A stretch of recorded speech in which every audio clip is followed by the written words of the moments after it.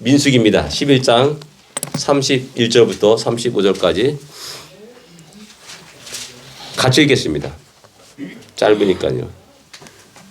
민수기입니다. 민수기 11장 31절부터 35절까지 말씀입니다. 같이 읽겠습니다. 바람이 여호와께서 나와 바다에서부터 메추라기를 몰아 진영 이쪽 저쪽 곧 진영 사방으로 각기 하루길 되는 지면 위에 두 규빗쯤 내리게 한지라. 백성이 일어나 그날 종일 종야와 그 이튿날 종일토록 메추라기를 모으니 적게 모은 자도 10호멜이라. 그들이 자기들을 위하여 진영 사방에 퍼두었더라.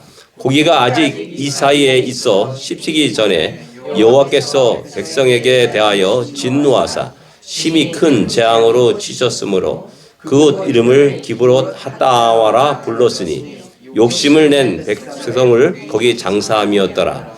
백성이 기브롯 핫다와에서 행진하여 하세롯에 이르러 거기 거하니라. 아멘. 예, 오늘 두 번째 말씀 기브롯 핫다아와에서입니다. 기브롯 핫다아와 참 힘듭니다. 예. 이스라엘 백성들이 10장에 보면 2월 20일 날 이제 성막에 구름이 올라가면서 새로운 출발합니다. 이제 시내산에 떠나서 이제 가나안을 향해서 다시 새로운 출발을 하게 됩니다. 그리고 이제 신명기 1장 2절에 보면은 호렙산에서 시내산을 거쳐서 가데스 바네아에 이르기까지 10하루길이었더라 이렇게 기록하고 있습니다.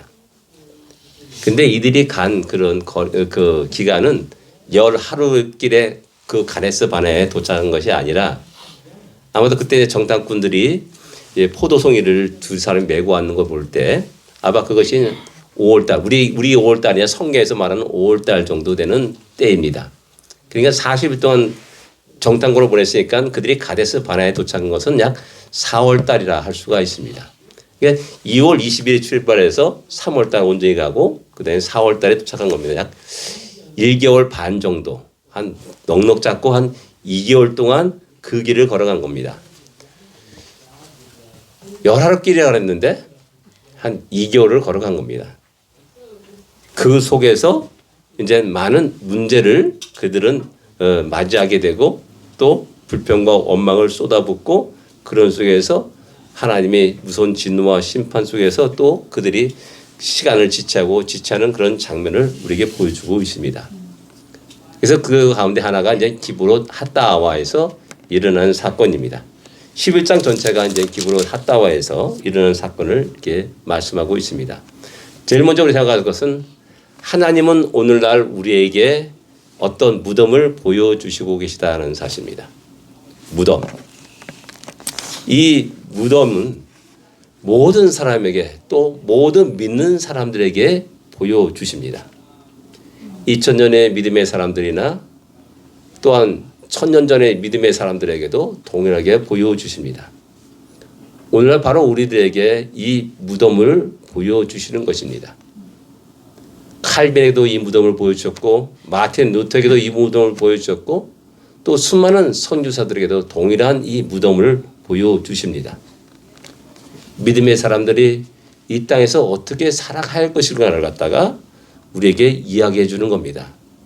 영적인 선한 싸움을 싸울 것을 말씀하시고 계속해서 가나안 땅을 향해서 믿음의 발걸음을 옮길 것을 갖다가 말씀하시는 겁니다. 우리가 죽음의 길이 아닌 생명의 길을 가게 하기 위해서 이 무덤을 보여주십니다. 저주의 인생이 아니라 하나님의 복을 마음껏 받고 누리며 살아가는 복된 인생을 위해서 이 무덤을 보여주고 계시다는 사실을 우린 기억해야 됩니다. 이것이 바로 무덤 속에 있는 하나님의 은혜입니다. 우리에게 베풀어 주신 은혜입니다. 이 모습에서 우리를 염려하시며 끝까지 관심을 주시는 우리 하나님을 변함없는 하나님을 발견하게 됩니다. 눈동자처럼 우리를 지키시고 보호하시는 그 하나님을 우리는 발견할 수 있어야 됩니다. 이 기브로 핫다와 두 번째 생각한 것은 그 무덤의 이름이 기브로 핫다와라는 사실입니다. 우리가 잘 알다시피 이 무덤의 의미는 탐욕의 무덤이라는 의미를 가지고 있습니다. 탐욕. 이 탐욕이라는 이 단어가 재미있는 단어입니다. 긍정적으로 생각하게 되면 이 단어는 열망이다, 갈망하다라는 그런 의미를 갖고 있는 단어입니다. 근데 이제 나쁘게 사용하면 탐욕, 욕심 뭐 이런 의미로 사용되는 단어입니다. 사람들이 말합니다. 그들이 어떤 탐욕을 가졌기에 저들을 그렇게 많이 죽게 하는가. 어떤 사람 말합니다. 이 인간의 본능 속에 있는 탐욕이 자본주의를 발달시켰다. 그리고 많은 문명의 혜택들을 우리 인류들에게 제공했다라고 말을 합니다. 근데 무엇 때문에 그 탐욕을 갖다고 해가지고 왜 그 많은 사람을 죽이는가라는 겁니다. 이런 퀘스천마크와 의문 속에서 우리는 많은 사람들이 공의의 하나님에 대해서 의심을 품게 합니다. 그리고 불평과 원망을 쏟아놓게 한다는 사실입니다. 하나님 우선 진노와 심판, 징계를 이해하지 못하고 거부하는 형태로 나타나게 됩니다. 그래서 이 탐욕의 정체를 바르게 아는 것은 굉장히 중요한 일이라고 말할 수가 있습니다. 좀 전에 말씀드렸듯이 탐욕은 열망이다, 갈망이라는 의미를 가지고 있는 단어입니다. 이게 참으로 많은 우리의 인류를 발전시킨 것은 부정할 수가 없습니다. 이런 갈망들이 한 사람 한 사람 모이게 되면 하나의 유행이 됩니다. 이것이 전 모이게 되면 그 시대의 정신이 되기도 하고 그 시대의 사조가 되기도 합니다. 사상이 되기도 합니다. 어떤 때는 질풍노도와 같은 그런 한 시대를 휩쓸고 지나가는 그런 형태도 일어나고 있음을 알 수가 있습니다. 대표적인 게 공산주의 혁명이라 할 수 있습니다. 레닌이 러시아 공산혁명을 일으켜서 성공합니다. 그리고 나서 전 세계 코민트리라는 조직을 통해서 전 세계에 그 공산주의 사상을 갖다 전파하기 시작합니다. 세계 모든 나라의 지식인들이, 세계 모든 나라의 젊은이들이 그 사상 속에서 열정을 불태웠습니다. 그리고 그 혁명을 위해서 자기 생명까지도 기꺼이 던져버리는 그런 일들이 1900년 초기에 일어났던 일입니다. 이 열망이 왜 중요하냐면은 그 열망의 방향이 중요한 겁니다. 무엇을 위한 열망이냐, 그 방향이 어떤 방향으로 흘러가고 있느냐라는 것입니다. 이 열망이 잘못되면 수십만, 수백만, 수천만이 죽음을 당합니다. 중국의 대약진 운동으로 인해서 말로는 1000만 이상의 사람들이 굶어 죽었다라고 이야기를 합니다. 이런 일들이 그 열망 속에서 폭발하면서 나타나는 현상이라고 할 수가 있습니다. 근데 성경은 우리에게 그런 열망이 아니라 하나님을 향한 뜨거운 열망을, 갈망을 가져야 된다라고 우리에게 늘 끝없이 이야기합니다. 그 열망은 하나님께 영광이 됩니다. 그 열망은 수많은 사람들을 살리는 열망입니다. 그 열망은 수많은 사람들을 구원에 이르고 하나님 자녀가 되게 하고 하늘의 소망을 갖게 하는 열망이라는 사실입니다. 똑같은 열망이라 할지라도 하나는 죽이는 열망이요, 하나는 살리는 열망이라는 사실입니다. 우리나라 역사를 보더라도 이 사실은 너무나 극명하게 나타납니다. 민주화 열망이 아주 강렬하게 1980년대 일어났습니다. 옛날에 1988? 응답하라 1988 드라마 있지 않습니까? 그 시대를 아주 잘 표현한 드라마라 할 수가 있습니다. 게임 열풍이 일어나기도 하고 또 성형의 그 열풍도 일어나기도 하고 명품의 열풍이 일어나기도 했습니다.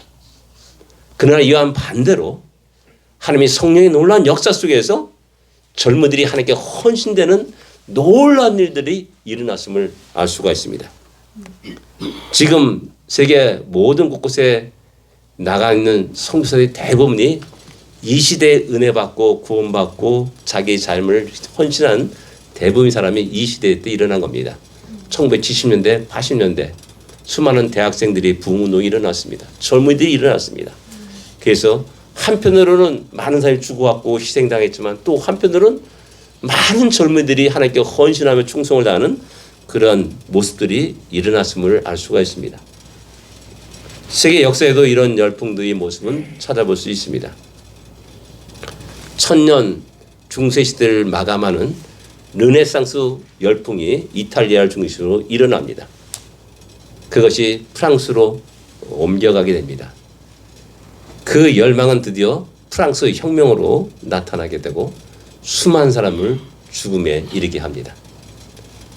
그 열망은 또 이어서 계몽주의 운동으로 확산되고 또 많은 그 시대를 지배하고 이끌어가게 됩니다. 그러나 이와 반대로 종교개혁이 일어나게 됩니다. 그 종교개혁은 북부 유럽을 복음화시킵니다. 스코틀랜드를 변화시키고 영국을 변화시키고 그들 일부가 이 미국 땅에 오게 되고 그 당시 수많은 교회가 선교 열풍을 불면서 선교사 사명을 가지고 아프리카로 아시아로 끝없이 수많은 젊은이들이 나갔음을 알 수가 있습니다. 그 가운데 몇몇 사람들이 우리 대한민국까지 이르게 된 겁니다. 그리고 그들은 생명을 얻고 그들은 복음을 증거했고 대한민국이라는 작은 나라 알지 못한 그 나라에 교회를 세우기 나가기 시작했습니다. 그리고 그 혜택을 지금 우리가 받고 있고 누리고 있는 것입니다. 그러면 오늘 본문에 나타난 이 이스라엘 백성이 품었던 열망은 과연 어떤 정체를 가지고 있냐는 겁니다. 이들은 이 열망은 섞여 사는 무리로부터 시작되었고 퍼져나갔음을 성경은 우리에게 이야기해 주고 있습니다. 섞여 사는 무리라고 말씀합니다. 이들이 어떻게 함께 이스라엘 백성과 함께 출애굽했는지는 정확히 알 수가 없습니다. 그러나 우리가 짐작할 수 있는 것은 아마도 혼인 관계 속에서 같이 함께 나왔을 것이다 라고 이게 짐작할 수가 있습니다. 또한 친구 따라 강남 간다고 해서 친구 따라 가는 그런 형태의 사람들도 있을 것입니다. 그리고 어떤 사람은 전능하신 하나님의 그 역사를 보면서 야, 내가 저쪽에 붙어야지만이 내가 더 좋겠구나, 살겠구나 라는 그런 마음에서 또 함께 나온 사람도 있을 것입니다. 이들은 자기들이 왜 애굽을 나와야 되는지 그걸 잘 이해를 못했습니다. 왜 이 고생하면서 가나안 땅을 향해 가는지 잘 이해를 못했습니다. 이 섞여 사는 무리의 가장 큰 문제는 뭐냐면은 이스라엘 백성이 가진 하나님의 약속에 대한 소망과 그 비전을 함께 공유할 수 없었다는 사실입니다. 우리 보통 사람도 생각합니다.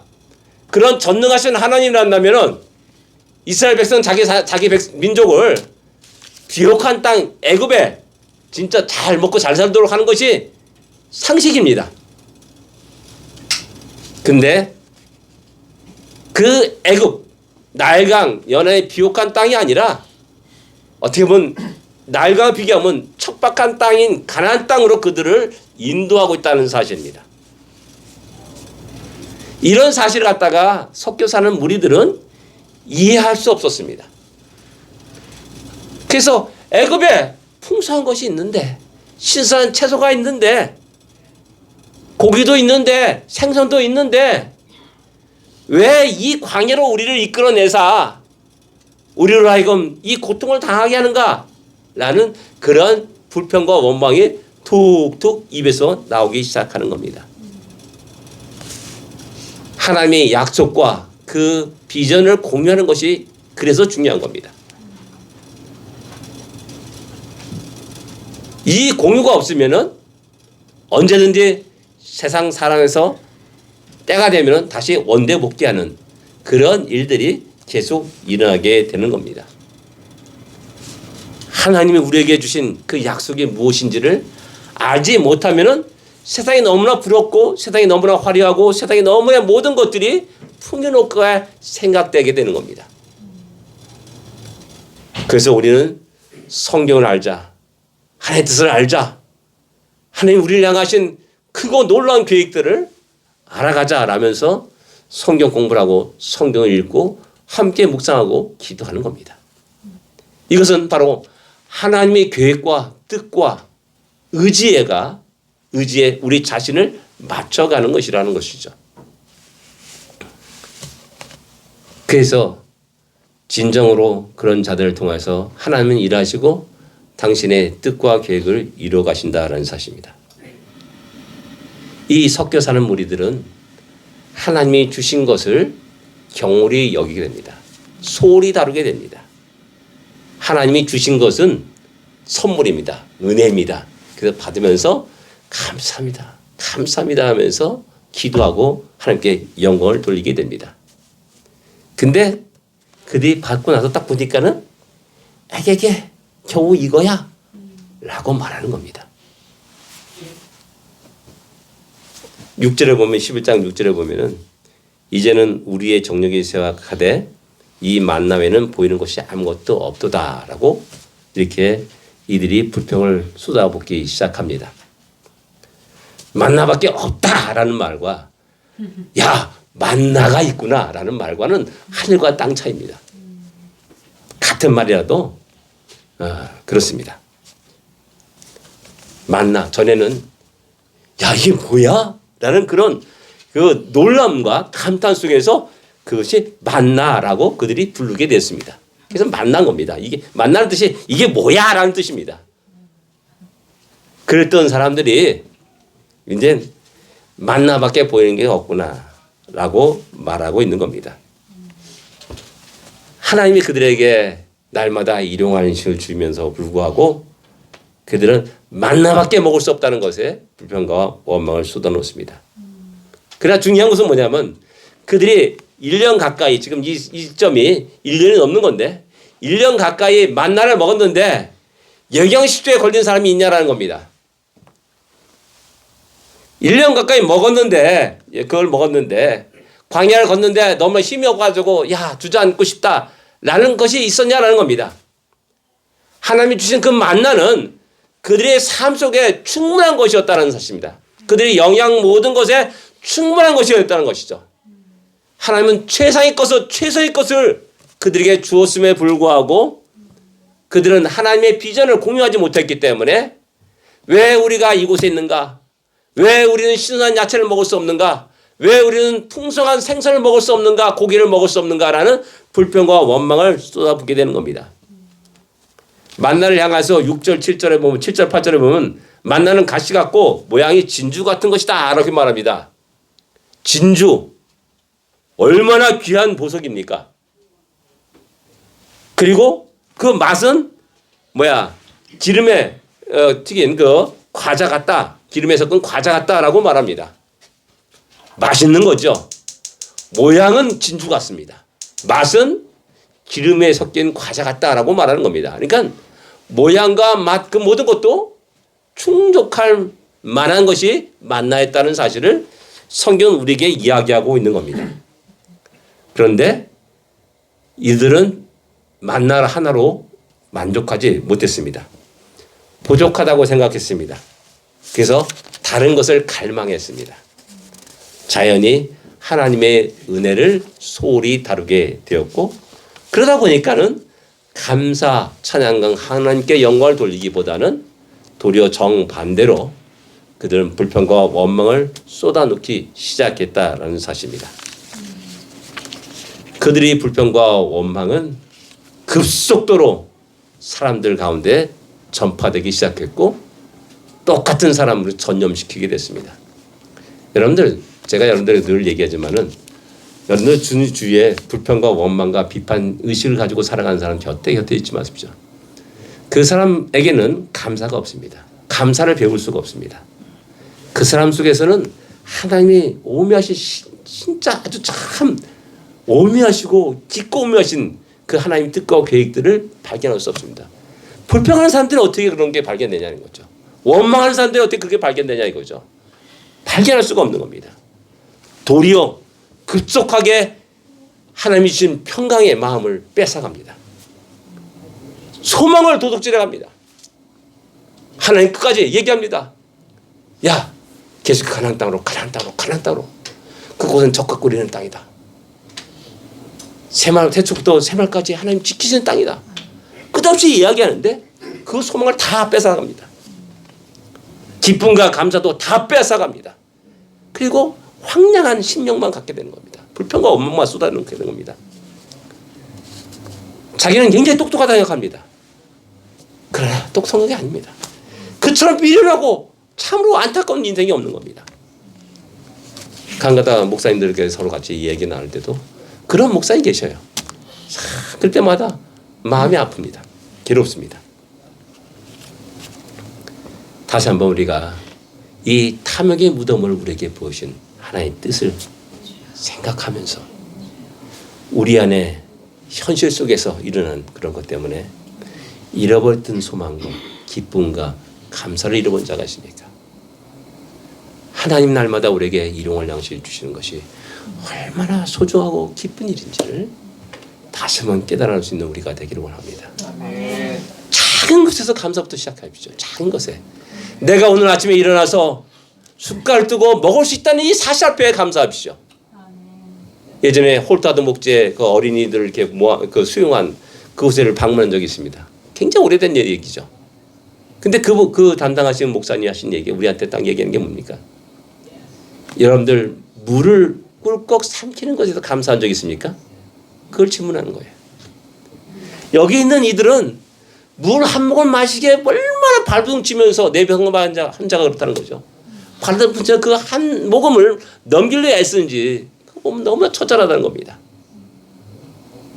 내가 오늘 살아있음을 감사하십시오. 내가 눈을 뜨면 감사하시고 내가 일어나서 팔다리 움직일 수 있음을 감사하시고 내가 하루 한 끼를 먹을 수 있음을 감사하는 그런 시작이 드디어 하나님이 기쁘게 받아들이시는 겁니다. 그런 사람들 향하여서 쏟아붓기 시작하는 겁니다. 진정 내가 하나를 주었더니 작은 걸 주었더니 저렇게 감사하는데 10개를 주면 얼마나 더 큰 감사를 하겠냐라는 것이죠. 근데 하나를 줬더니 불평불만해요. 애게 요것밖에 안 줘. 이게 뭐야? 라고 불평하면은 그 두 번째 거를 안 주는 겁니다. 세 번째 것도 안 주는 거고 있을 수가 없는 겁니다.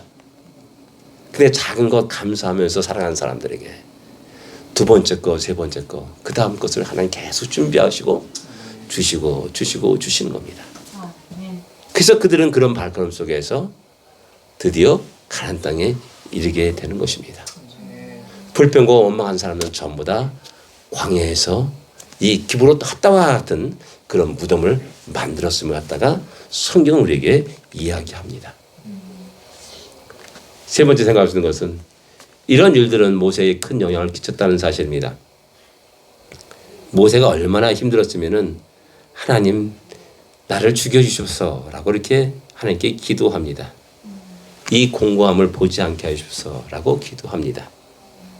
무엇입니까?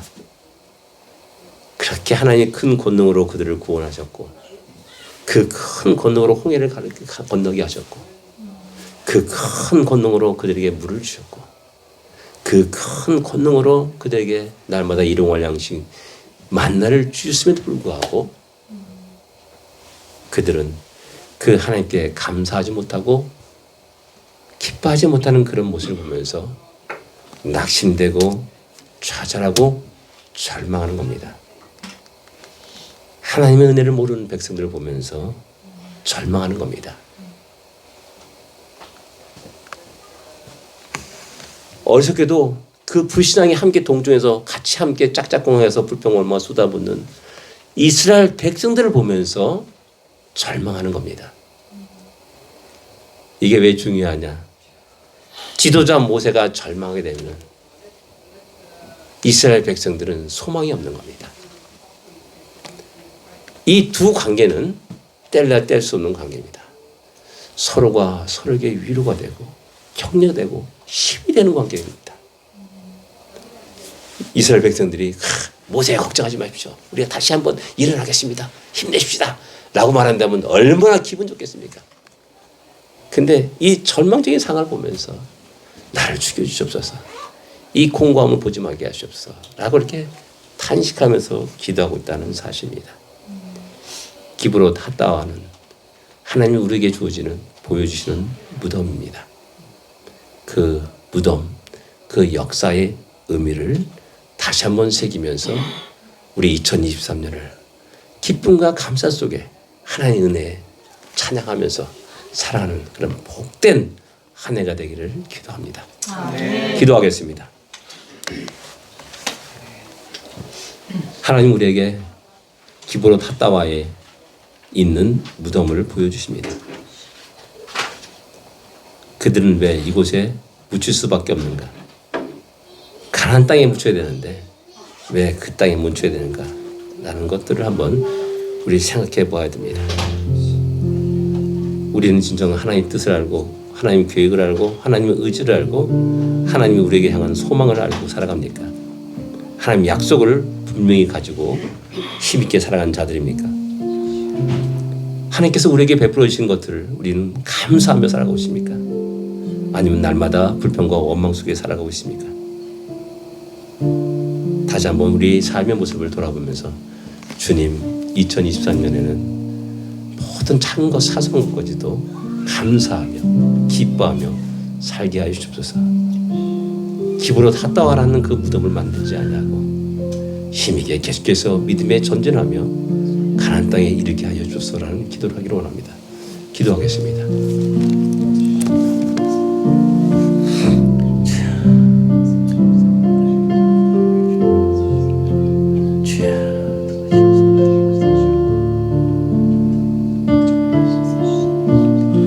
아버지 하나님 감사합니다.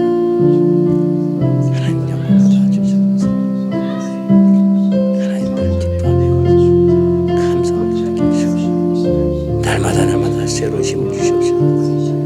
날마다 우리의 길을 인도하여 주시옵소서. 날마다 우리 속에 증인을 노래하는 기쁨과 감사가 넘치는 귀한 역사가 일어나게 주옵소서. 이 적은 무리를 되게 하여 주옵소서. 이 적은 무리를 통해서 한 영혼을 주옵소서.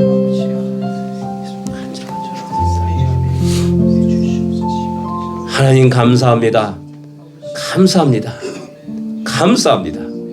새를 주심을 감사합니다. 아버지 우리에게 귀한 사랑하는 가족들을 허락하시면 감사합니다. 날마다 우리에게 일용할 양식을 주시고 건강한 몸을 가지고 힘있게 일할 수 있도록 인도하심을 감사합니다. 돌아보면 감사할 것이 너무나 많은 것들을 깨닫게 됩니다. 그러나 어리석은 우리들은 그 감사를 잃어버리고 아버지의 불평과 원망 속에 살아왔음을 고백합니다. 하나님 다시 한번 새롭게 우리에게 2023년을 허락하셨사오니 이 2023년은 늘 기뻐하며 늘 감사하며 함께 영광을 돌리는 그런 복된 한 해가 되게 하여 주십시오. 하나님의 복을 마음껏 받고 누리며 나눠주는 그런 우리 모든 샬롬교회 성도들에서도 인도하여 주옵소서. 예수님으로 간절히 기도드립니다. 아멘. 우리 다 같이 일어나서